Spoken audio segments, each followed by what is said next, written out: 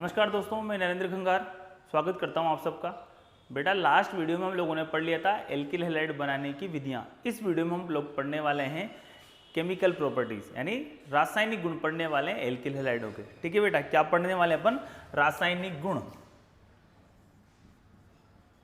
रासायनिक गुण या रासायनिक अभिक्रियाएं बोल सकते हो आप।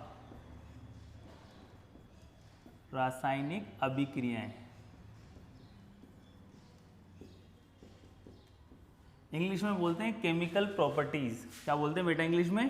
केमिकल प्रॉपर्टीज और केमिकल रिएक्शंस। केमिकल प्रॉपर्टीज बोलो और केमिकल रिएक्शन बोलो, एक ही बात है। अब देखो, जो एल्किल हैलाइड होता है वो मोस्टली 4 प्रकार की रिएक्शन शो करते हैं। पहली तो NSR, जिसे हम बोलते हैं न्यूक्लियोफिलिक सब्स्टिट्यूशन रिएक्शन, नाभिक स्नेही प्रतिस्थापन अभिक्रिया, बड़ी इंपॉर्टेंट अभिक्रिया है। दूसरी जो है विलोपन अभिक्रिया, जिसे हम बोलते हैं एलिमिनेशन रिएक्शन। और तीसरी है रिएक्शन विद मेटल्स, यानी धातुओं के साथ अभिक्रिया। और नंबर 4 जो है वो है हमारी रिडक्शन अभिक्रिया। कौन कौन सी बोली बेटा मैंने? Number 1 NSR, NSR। ठीक है, क्या बोलते हैं इसे हिंदी में? नाभिक स्नेही, नाभिक स्नेही प्रतिस्थापन, नाभिक स्नेही प्रतिस्थापन अभिक्रिया। ठीक है बेटा, NSR नाभिक स्नेही प्रतिस्थापन अभिक्रिया। इंग्लिश में क्या बोलते हैं? Nucleophilic substitution reaction. Nucleophilic substitution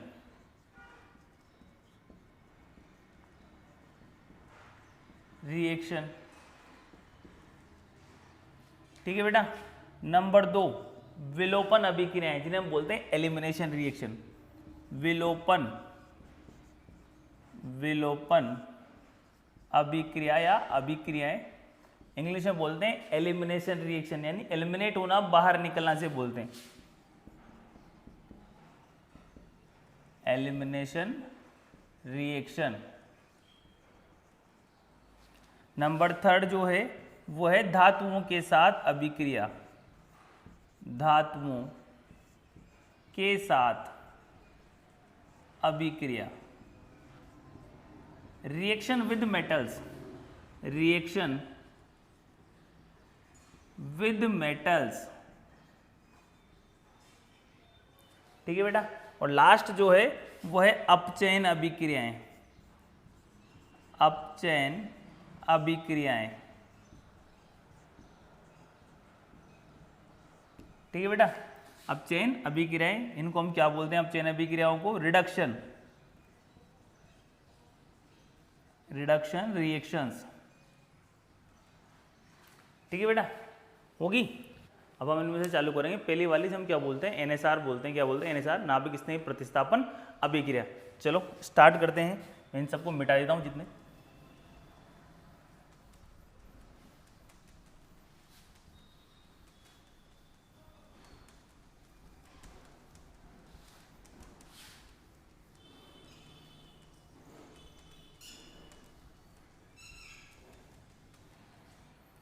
ठीक है बेटा, पहली वाली चालू करनी है NSR। NSR क्या बोला था हमने? नाभिक स्नेही, नाभिक स्नेही प्रतिस्थापन, प्रतिस्थापन अभिक्रियाएं। ठीक है बेटा, नाभिक स्नेही प्रतिस्थापन अभिक्रियाएं हम ये पढ़ने वाले हैं। न्यूक्लियोफिलिक सब्स्टिट्यूशन रिएक्शन, इसलिए इसको क्या बोलते हैं? NSR। अब देखो, नाभिक स्नेही प्रतिस्थापन अभिक्रिया होती क्या है, देखना। मैं एक एग्जांपल लिखता हूं तुम्हारे सामने, फिर बात करते हैं।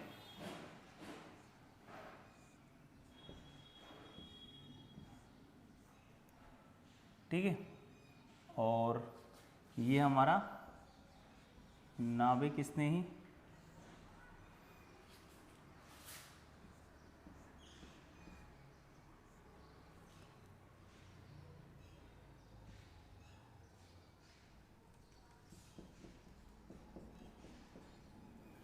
ठीक है, ये है, इसको हमने, ये है नाभिक स्नेही। नाभिक स्नेही को ऐसे रिप्रेजेंट कर रखा है, नाभिक स्नेही। ठीक है, ये हमारा रिएक्टेंट है, यानी एल्किल हैलाइड है। क्या है? Alkyl halide. देखो अगर आपको इसमें प्रॉब्लम है एग्जाम्पल में, आप ऐसे लिख सकते हो, ये हम लिख सकते हैं RX एल्किल हैलाइड हो गया प्लस नाभिक स्नेही हो गया, ठीक है, रिएक्शन होगी और क्या होगा, ये बनेगा। अब देखो रिएक्शन में आपको दिख क्या रहा है, वही हमें इसकी डेफिनेशन है। ऐसी अभिक्रिया जिसमें नाभिक स्नेही, ऐसी अभिक्रिया जिसमें नाभिक स्नेही किसी क्रियाकारक पर आक्रमण करे और पहले से उपस्थित नाभिक स्नेही को क्या कर दे, प्रतिस्थापित कर दे, तो इस अभिक्रिया को हम क्या बोलेंगे, नाभिक स्नेही प्रतिस्थापन अभिक्रिया। देखें हमें पता ही ऑलरेडी, मैंने आप लोगों को देखो ऑलरेडी बता दिया है कार्बन हेलोजन बंध की प्रकृति। उसमें मैंने बता रखा है कि हेलोजन की विद्युत ऋणता ज्यादा होने के कारण बंध के इलेक्ट्रॉन्स, कार्बन हेलोजन बंध के इलेक्ट्रॉन हेलोजन की तरफ विस्थापित हो जाएंगे, इसीलिए हेलोजन पर क्या आ जाएगा, आंशिक ऋणावेश, और कार्बन पर क्या आ जाएगा, आंशिक धनावेश। ठीक है, अब देखो आगे इसके ऊपर आंशिक ऋणावेश और इस पर क्या आ गया, आंशिक धनावेश। ऐसे इधर भी ले सकते हो आंशिक ऋणावेश और आंशिक धनावेश।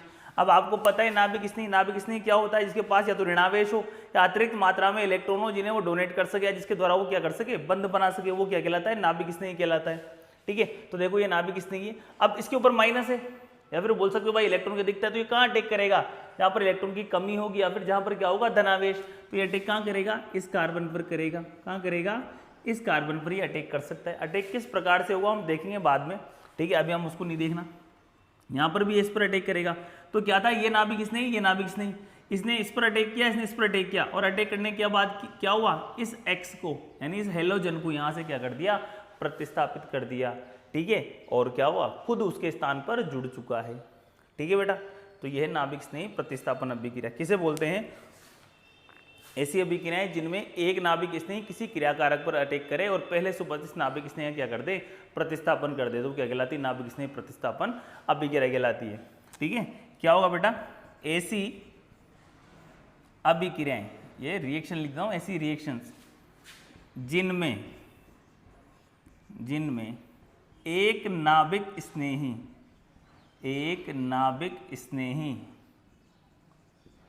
क्रियाकारक, अब हमारे पास क्रियाकारक क्या है, एल्किल हैलाइड, तो आप एल्किल हैलाइड भी लिख सकते हो, नाभिक स्नेही क्रियाकारक क्या लिख सकते हैं हम, एल्किल हैलाइड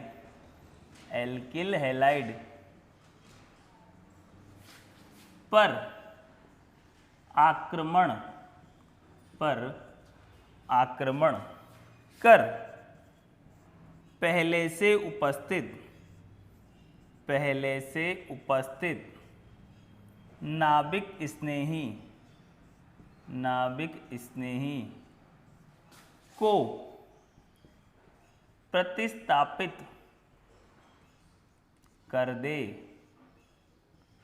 क्या कहलाती है बेटा, वो NSR कहलाती है, नाभिक स्नेही प्रतिस्थापन अभिक्रिया कहलाती है। ठीक है ना, कितने प्रकार की होती है, देखो ये 2 प्रकार की होती है। प्रकार नंबर 1 SN1, प्रकार नंबर 2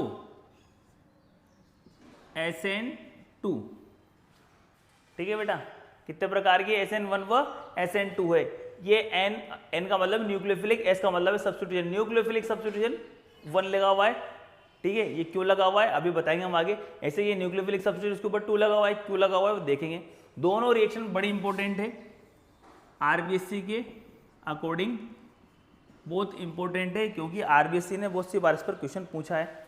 जनरली तो इनमें डिफरेंस पूछा जाता है, दोनों में डिफरेंस क्या होता है। कभी कभी क्या होता है, वो आपसे पूछ लेता है कि कौन सी एल्किल हैलाइड कौन सी अभिक्रिया के लिए ज़्यादा रिएक्टिव होगा।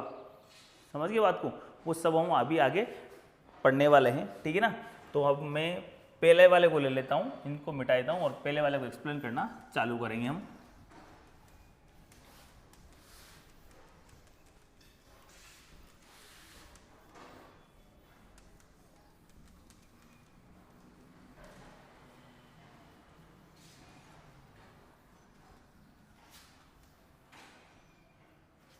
ठीक है बेटा, नंबर 1 SN1, ठीक है, इसको बोलते हम एक अणुक नाभिक स्नेही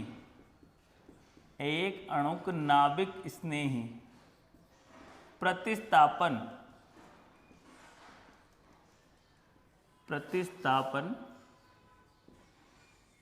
अभिक्रिया। ठीक है बेटा, एक अणुक यानी इंग्लिश में बोलते हैं यूनिमोलिकुलर, यूनिमोलिकुलर, ठीक है बेटा, क्या बोलते हैं यूनिमोलिकुलर NSR।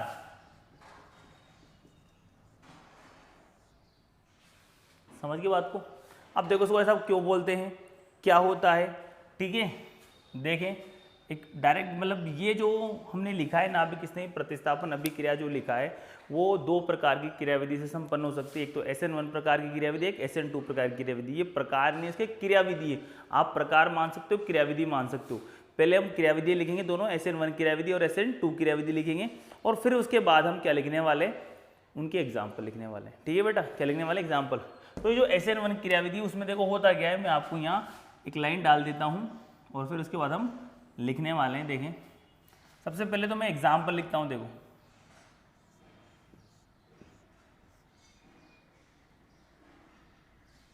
फॉर्मेट लिख रहा हूँ समझाने के लिए, ठीक है।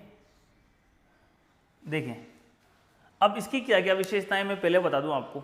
SN1 अभिक्रिया दो पदों में होगी, कितने पदों में होगी, दो पदों में होगी। पहले पद में क्या होगा, कार्बन हेलोजन बंध में विषमांश विखंडन होगा और विषमांश विखंडन के फलस्वरूप कार्बोधनाइन का निर्माण होगा। किसका निर्माण होगा, कार्बोधनाइन का निर्माण होगा। अब विषमांश विखंडन क्या होता है, ऐसा विखंडन जिसमें सहसंयोजक बंध के दोनों इलेक्ट्रॉन्स अधिक विद्युत ऋणी परमाणु के पास चले जाते हैं, वो क्या कहलाता है, विषमांश विखंडन कहलाता है। ठीक है, ये जो है पहला पद वो धीमा होता है। क्या होता है, धीमा होता है। धीमा होगा तो वेग निर्धारक होगा। क्या होगा, धीमा होगा तो वेग निर्धारक होगा, यानी अभिक्रिया का वेग इसी पद में भाग लेने वाले, अभिक्रिया का वेग इसी पद में भाग लेने वाले किसके ऊपर डिपेंड करेगा, क्रियाकारक की सांद्रता पर निर्भर करेगा। और इसमें केवल कौन भाग लेता है, एल्किल हैलाइड भाग लेता है। इसीलिए इसको हम क्या बोलते हैं, एक अणुक नाभिक स्नेही प्रतिस्थापन अभिक्रिया बोलते हैं। देखो मैं पहले लिख देता हूं पॉइंट नंबर 1, दो पदों में संपन्न होगी। ठीक है भाई, अगला पॉइंट, पहला पद धीमा व वेग निर्धारक, धीमा व वेग निर्धारक होगा। ठीक है, क्या होगा, पहला पद धीमा व वेग निर्धारक होगा। ये पहले पद में एल्किल हैलाइड में विषमांश, एल्किल हैलाइड में विषमांश विखंडन के फलस्वरूप कार्बोधनाइन का निर्माण होता है, धनायन का निर्माण होता है। चलो इसको कंप्लीट करते हैं। आपको पता है हेलोजन की विद्युत ऋणता ज्यादा है तो इस पर ऑलरेडी आंशिक ऋणावेश, इस पर क्या आंशिक धनावेश है। तो क्या होगा, विषमांश विखंडन होगा तो बंध के इलेक्ट्रॉन किसके पास जाएंगे, हेलोजन के पास जाएंगे। और क्या हो जाएगा, देखो ये कार्बन, इसको ऐसे बना देते, चलो ये कार्बन हो गया और ये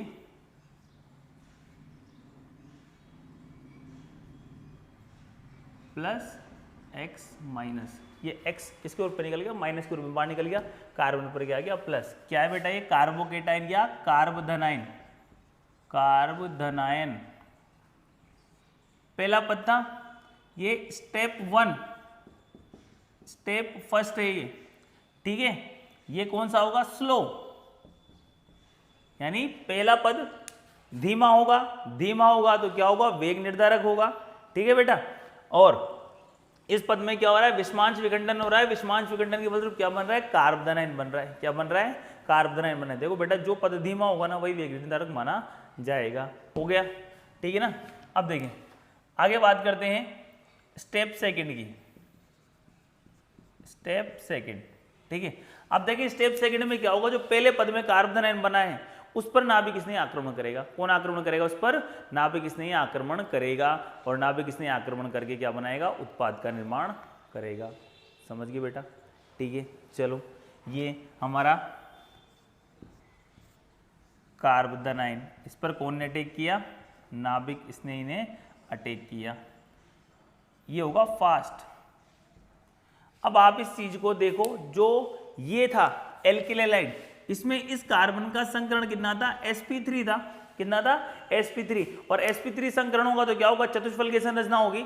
जबकि यहां पर ये जो कार्बोनाइन बना है इसमें इसका संकरण कितना है? sp2 है। कितना है बेटा?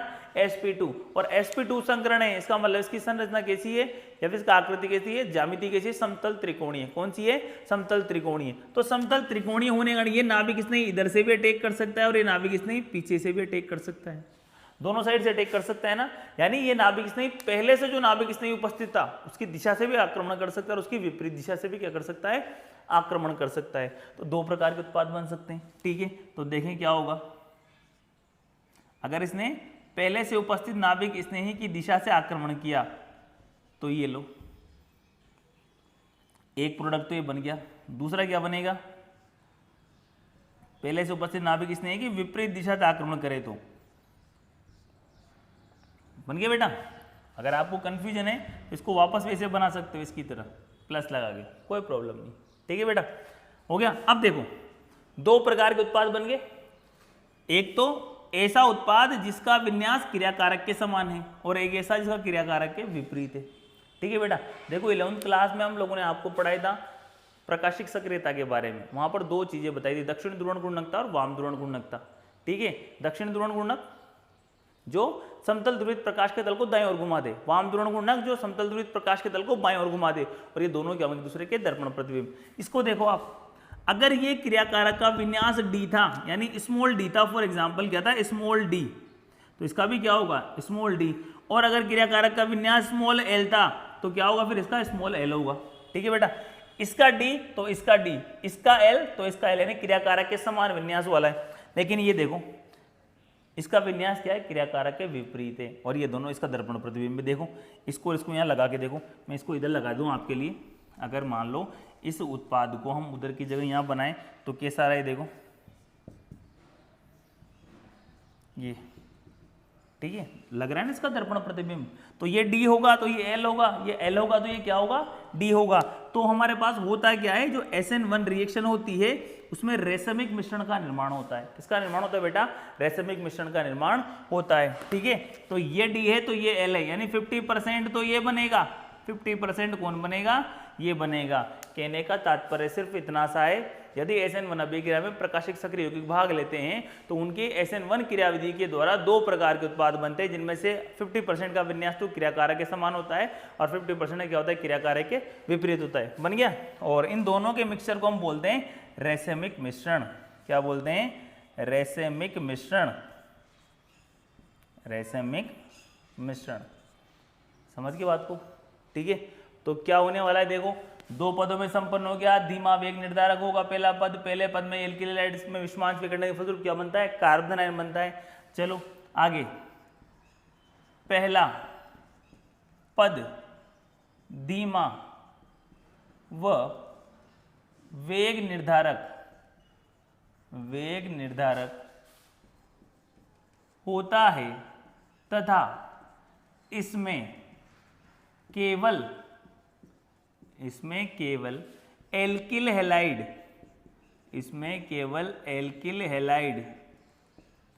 ही भाग लेता है। यानी नाभिक इसमें भाग ले रहा है, कहीं से कहीं देख लो, नहीं ले रहा ना, ही भाग लेता है। इस कारण अभिक्रिया का वेग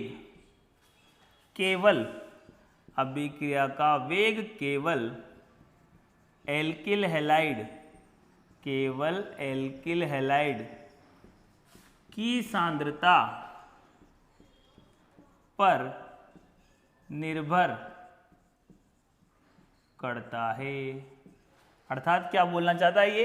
रेट ऑफ रिएक्शन, अभिक्रिया का वेग जिसे बोलते हैं हम, rate of reaction is directly proportional to ये एल्किल हैलाइड। चाहो तो एक लिख सकते हो ऊपर, कोई टेंशन नहीं, नहीं भी लिखो तो कोई बात नहीं। ठीक है, हो गया ना? ठीक है, ये वेग निर्धारक पद में वेग निर्धारक पद में केवल एक अणु के भाग, एक अणु का मतलब एक ही प्रकार के अणु भाग लेते हैं, एल्किलाइड नाभिक स्नेही नहीं लेता, इसलिए एक अणु के भाग लेने के कारण ही इन्हें एक अणुक नाभिक स्नेही प्रतिस्थापन अभिक्रिया कहते हैं। समझ गए बात को? वेग निर्धारक पद में केवल एल्किलाइड भाग ले रहा है, अभिक्रिया का उसी पर निर्भर कर रहा है, इसीलिए से हम क्या बोलते हैं, एक अणु को नाभिक स्नेही प्रतिस्थापन अभिक्रिया बोलते हैं। ठीक है बेटा, अब बात करते हैं सेकंड पद की। अब मैं इसको लिखूंगा लेकिन इधर से मिटा देता हूं। सेकंड पद की हम बात कर रहे हैं।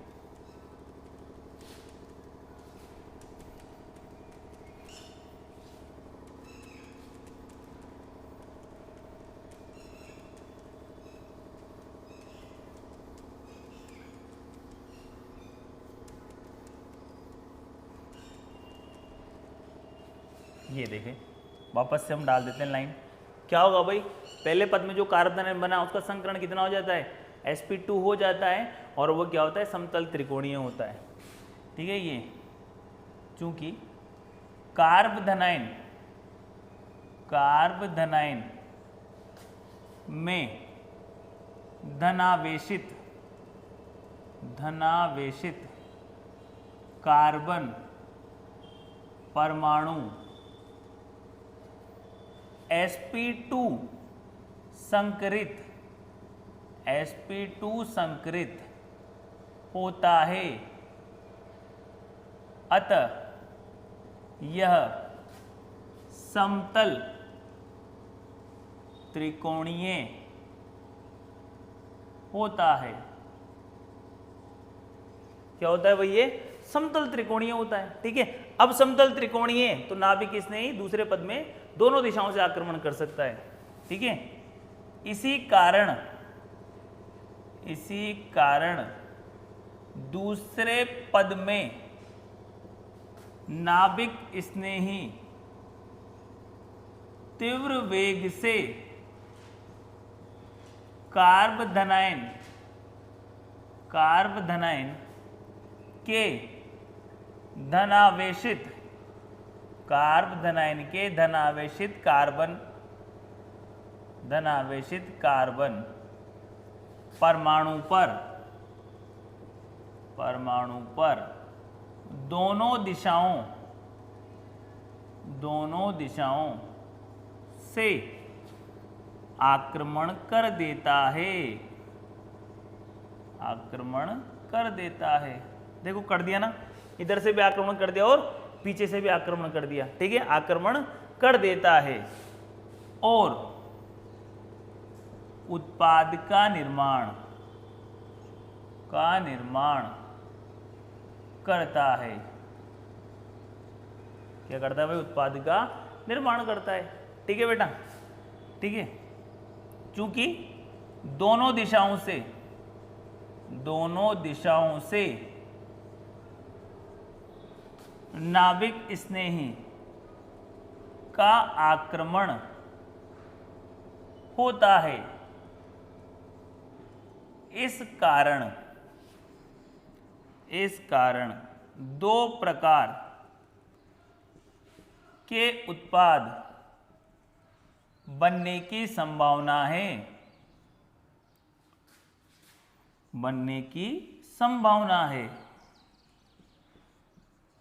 कौन कौन से बनेंगे, 50% तो सेम और 50% विपरीत संभावनाएं, जो कि 50% D व 50% L होंगे।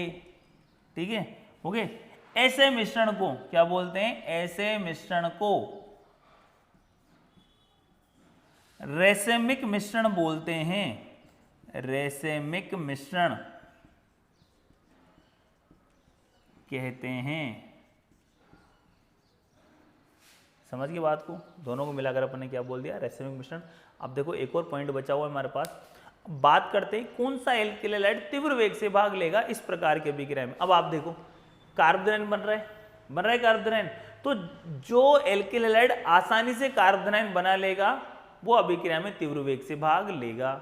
समझ गए बात को, यानी जो कार्बोदनाइन स्थायी होगा, जिस एल्किल हैलाइड में विषमांश विखंडन से स्थायी कार्बोदनाइन बनेगा वह तीव्र वेग से अभिक्रिया करेगा। और आप लोग जानते हो 11वीं क्लास में हमने आप लोगों को पढ़ा है कि जो सबसे स्थायी कार्बोदनाइन होता है वो कौन सा होता है, 3 डिग्री कार्बोदनाइन होता है, यानी 3 डिग्री एल्किल हैलाइड SN1 अभिक्रिया के प्रति सर्वाधिक क्रियाशील होगा।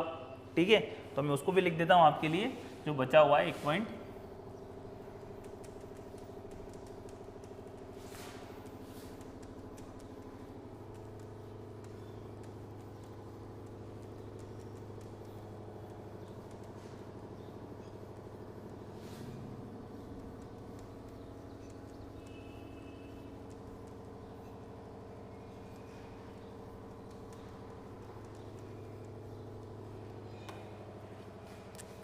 ठीक है बेटा, 1 पॉइंट बचा हुआ है जो है, ठीक है। क्या पॉइंट बचा हुआ है हमारे पास कि कौन सा एल्किल हैलाइड क्या करेगा, तीव्र वेग से भाग लेगा। ठीक है, ये चूंकि प्रथम पद में कार्बोदनाइन का निर्माण होता है, अतः वह एल्किल हैलाइड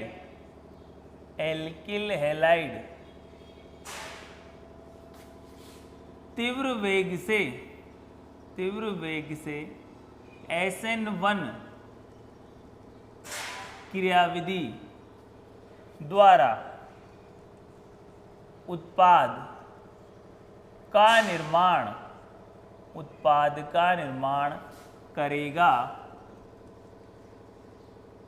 जो अधिक स्थायी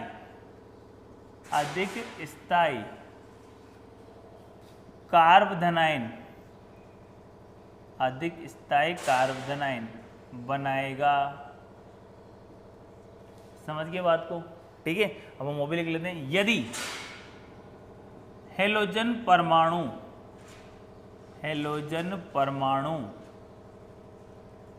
समान हो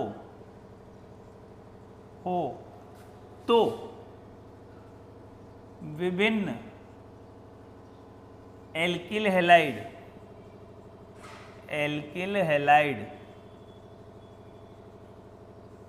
की क्रियाशीलता व उनके द्वारा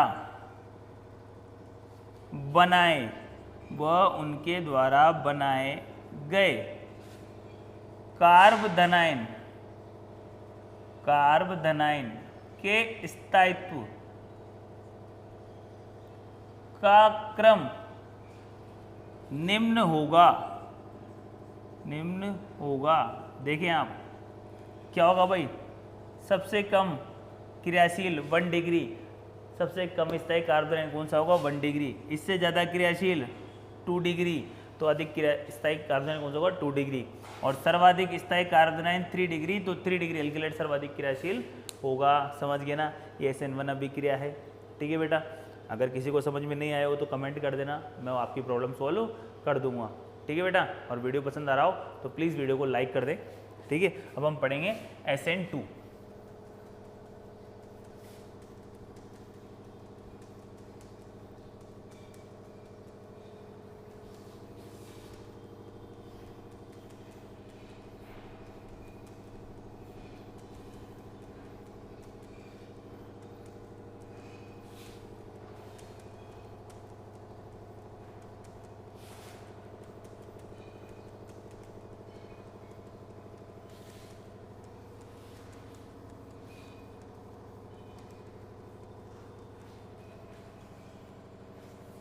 ठीक है बेटा, कौन सी आएगी हमारे पास, नंबर 2 या नंबर बी, जो भी आपने ए डाला हो तो 2 बी डाल लेना, और 1 डाला हो तो 2 डाल लेना। ठीक है, SN2 द्विअणुक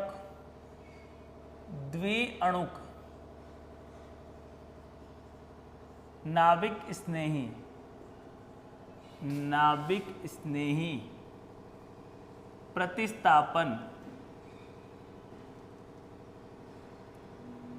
अभिक्रियाएं।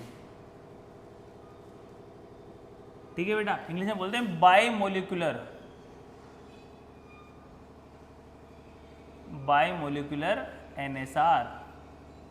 ठीक है बेटा, अब देखो SN2 में क्या होता है, इंपॉर्टेंट बात मैं आपको बताता हूँ। पहले मैं उसका फोटो बना देता हूँ, फिर बात करेंगे हम आप लोगों के सामने।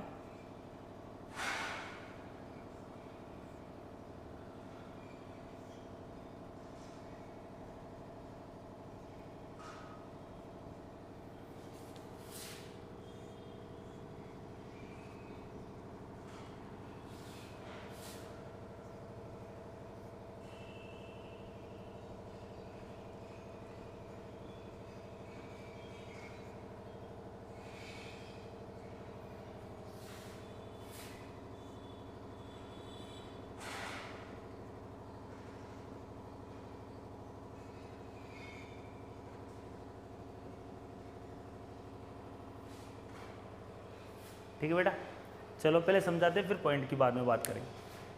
देखो पहला पॉइंट तो क्या है, एक ही पद में होगा। SN2 में क्या होता है, एक पद में होती है, हो गया एक पद में, देखो एक ही पद है पूरा। दूसरी बात क्या है, इसके अंदर के नाभिक स्नेही और एल्किल हैलाइड दोनों भाग लेंगे एक साथ। ठीक है बेटा, क्योंकि एक ही पद में हो रही थी, एक साथ भाग लेना पड़ेगा। अब देखो होता क्या है कि सर्वप्रथम नाभिक स्नेही धीमे वेग से, सर्वप्रथम नाभिक स्नेही धीमे वेग से किस पर आक्रमण करता है, एल्किल हैलाइड पर आक्रमण करेगा।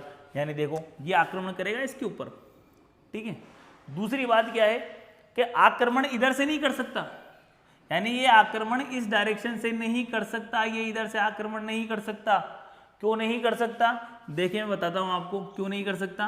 क्योंकि देखो इसके पास पहले तो ये इलेक्ट्रॉन से ऑलरेडी 3 इलेक्ट्रॉन हेलोजन के पास होते हैं। दूसरी बात, इसकी विद्युत ऋणता का मान ज्यादा है, तो इसके ऊपर आंशिक ऋणावेश, इसके ऊपर आंशिक धनावेश। तो देखो इसके ऊपर भी ऋणावेश, इसके ऊपर भी ऋणावेश, तो ये इस पर अटैक कैसे करेगा भाई, जब ये इधर अटैक करने आएगा तो ये जो हेलोजन है इसको प्रतिकर्षित करेगा। ठीक है, क्योंकि स्वयं एक नाभिक इसने हेलोजन। दूसरी बात, ठीक है, इसके ऊपर आंशिक ऋणावेश आ ही रहा है अधिक विद्युत ऋणता के कारण, तो ये इसको प्रतिकर्षित करेगा, तो इधर से आक्रमण नहीं कर सकता। आक्रमण कहां से करेगा, पहले से उपस्थित नाभिक स्नेही के ठीक पीछे से।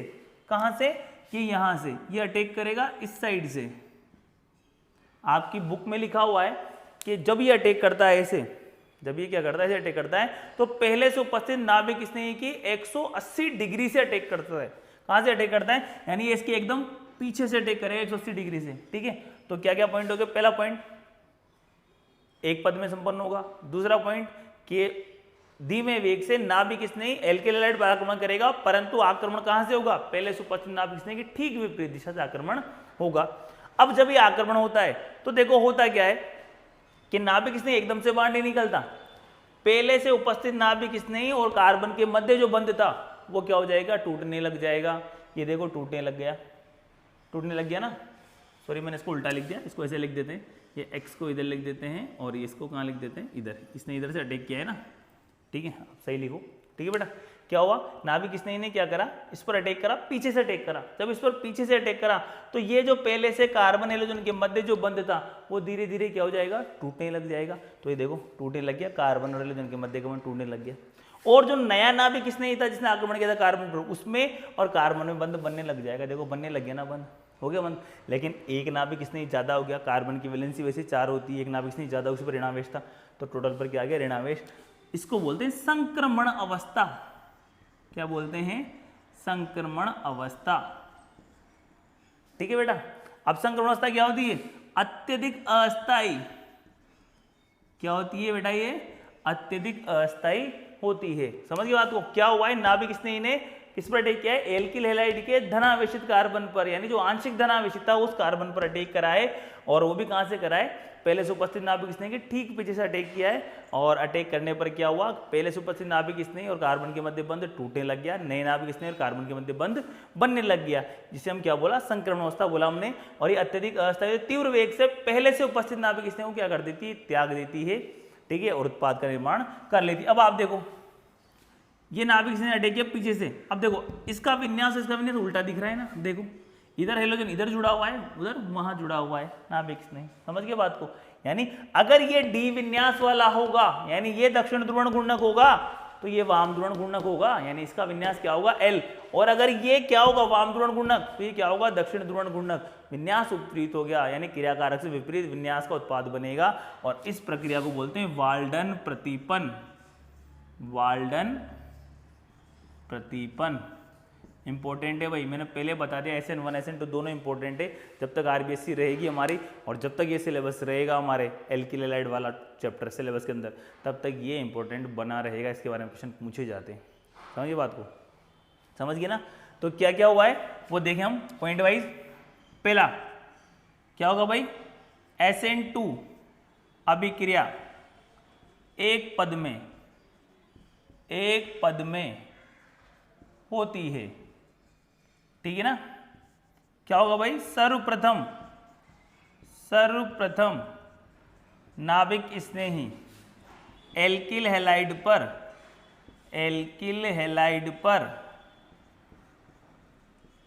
पहले से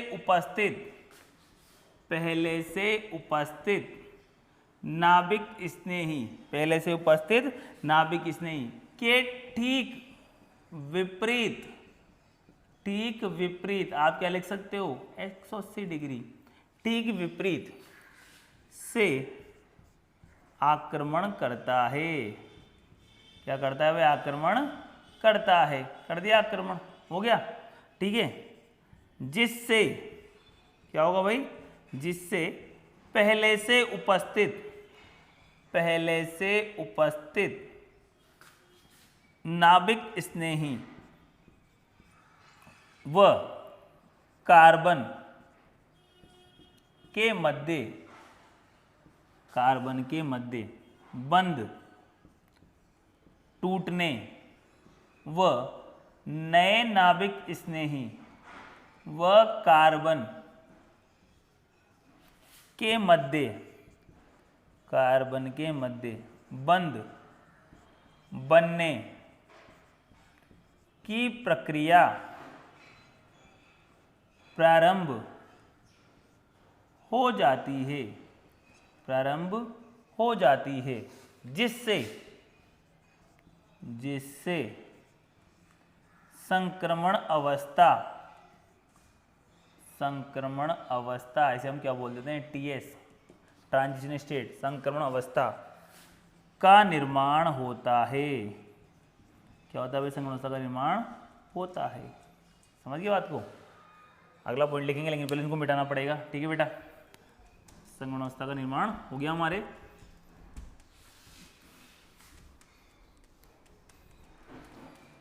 ये संक्रमण अवस्था के अत्यधिक अस्थायी होने के कारण यह तीव्र वेग से पहले से उपस्थित नाभिक स्नेही का त्याग कर उत्पाद का निर्माण करती है, ठीक है। तथा उत्पाद का विन्यास क्रियाकारक के ठीक विपरीत होता है। विन्यास के प्रतिपन्न की इस घटना को वाल्डन प्रतिपन्न या प्रतिलोमन भी कहते हैं। प्रतिपन्न या प्रतिलोमन इंग्लिश में बोलते हैं, वाल्डन इन्वर्जन कहते हैं, ठीक है बेटा। अब देखो, ये चूंकि धीमी क्रिया में एल्किल हैलाइड, एल्किल हैलाइड, ये एल्किल हैलाइड और नाभिक स्नेही, वह नाभिक स्नेही, नाभिक स्नेही दोनों भाग लेते हैं, भाग लेते हैं। इस कारण, इस कारण अभिक्रिया का वेग, अभिक्रिया का वेग दोनों की सांद्रता पर, दोनों की सांद्रता पर निर्भर करता है, निर्भर करता है। ठीक है, यानी क्या हो जाएगा, ये rate is directly proportional to ये एल्किल हैलाइड और ये नाभिक स्नेही। आप चाहो तो लगा सकते हो। ठीक है, आगे लिख सकते हो, इसी कारण, इसी कारण इसे या इन्हें द्विअणुक नाभिक स्नेही प्रतिस्थापन अभिक्रिया कहते हैं। समझ गए ना बात को, दो भाग ले रहे हैं इसीलिए इन्हें क्या बोलते हैं, अपन द्विअणुक नाभिक स्नेही प्रतिस्थापन अभिक्रिया बोलते हैं। एक और पॉइंट जो बचा हुआ है वो ये है, वो देखें मैं बताता हूँ, पहले इसको मिटा दूं, पहले पॉइंट बताऊंगा फिर आपको लिखाऊंगा कि क्या होता है ये। ठीक है बेटा,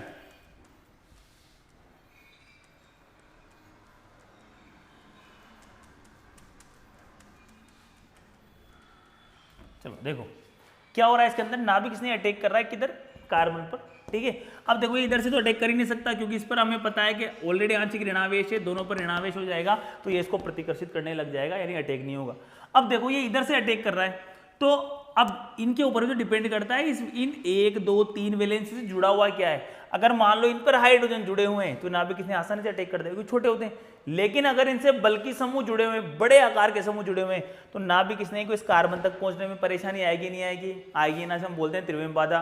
क्या बोलते हैं, त्रिविम बाधा। यानी जो SN2 अभिक्रिया होती है त्रिविम बाधा से क्या होती है, प्रभावित होती है। जितनी ज्यादा त्रिविम बाधा होगी अभिक्रिया का वेग क्या होगा, उतना ही कम होगा। ठीक है, यानी नाभिक स्नेही अटैक करने के लिए कम से कम त्रिविम बाधा होनी चाहिए, और सबसे कम त्रिविम बाधा किसमें होती है, प्राथमिक में, प्राथमिक एल्किल हैलाइड में।